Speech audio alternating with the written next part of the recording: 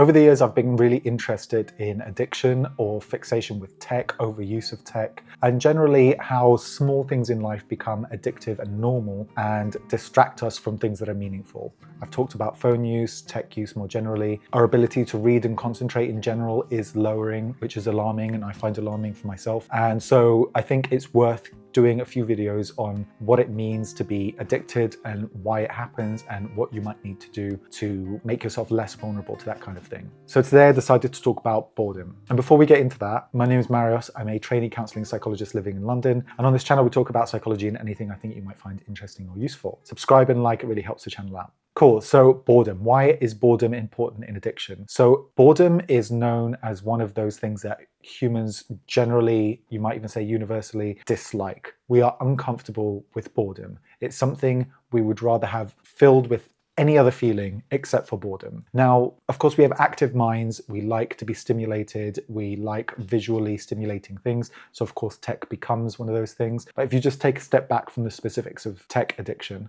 we're just looking at what it means to need something, to be addicted to something, to need to be soothed by something specific over and over again, and how this becomes a habit, and what it means more generally. Why are you the type of person that becomes susceptible to that kind of thing? And today I'm not specifically talking about people who end up having a chronic problem with addiction, such as with substance misuse or something like that. That might be for a separate video. But for today, I'm talking more the everyday addictions. I think the best thing that illustrates this is an article in Science by Wilson et al. 2014, where they found that the majority of people would rather do something mundane when it comes to being bored or understimulated for 6 to 15 minutes, or they might even rather electrocute themselves. And actually, it's quite common for people to choose to be electrocuted with something that's quite painful rather than be bored, because that's how painful we find it. Now, whether that's always been the case, I'm not sure, but it seems like right now people cannot tolerate boredom. And that is the premise of this video, is that if you are addicted to anything, or you feel like you have a dependency on something and you're like, well, this doesn't bring me much joy, this is not useful, it's not getting me anywhere, and yet I still come back to it, I would ask you, how comfortable are you with boredom? The answer probably is not very comfortable, because not many of us are. So you might start to think, when do I put things away for the day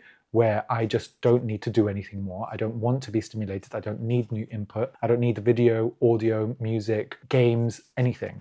Now, the reason I think about this so much is, of course, I'm susceptible to it as anyone else, but I'm starting to think now, right, well, when am I going to give myself the opportunity to become bored and actually start to train myself to be able to be bored? And eventually, yeah, of course, you're going to start thinking about stuff that matters to you, and that's okay. You don't need to sit there genuinely not doing anything, watching paint dry. But some of us don't even feel able to sit with our own thoughts for that long. We'll get up, we'll distract ourselves, we've got to do something. And I think that leaves us detached from the process of being creative as well, because I think our best thoughts come in those moments. For example, when you're in the shower, you're not really doing anything, you know what the routine is, you're relaxing, and those are when your best ideas come. But maybe it feels nicer because we're not bored, because we're kind of stimulated by the warmth, etc. So it's nice enough. But actually, I think the boredom, or the not doing something, or the doing something with your body that's routine and is not going to require too much mental concentration, allows for other creative thoughts to come through, and then you have a aha moment, whether it's for work or a funny story or a new project or whatever it is. So I would start there rather than do something difficult like make yourself sit on the couch or in bed for 15 minutes, not listening to anything and just being with your thoughts. That might be too much at first,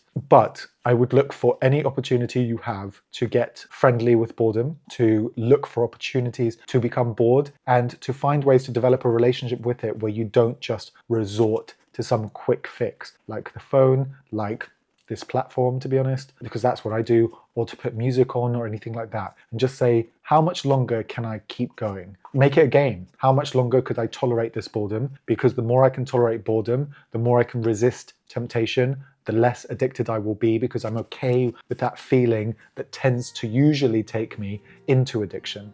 So those are a few things to think about. If this resonated with you, or you have any questions or comments, please put them in the comments box below, and I'll see you in the next one. Cool. Look after yourself.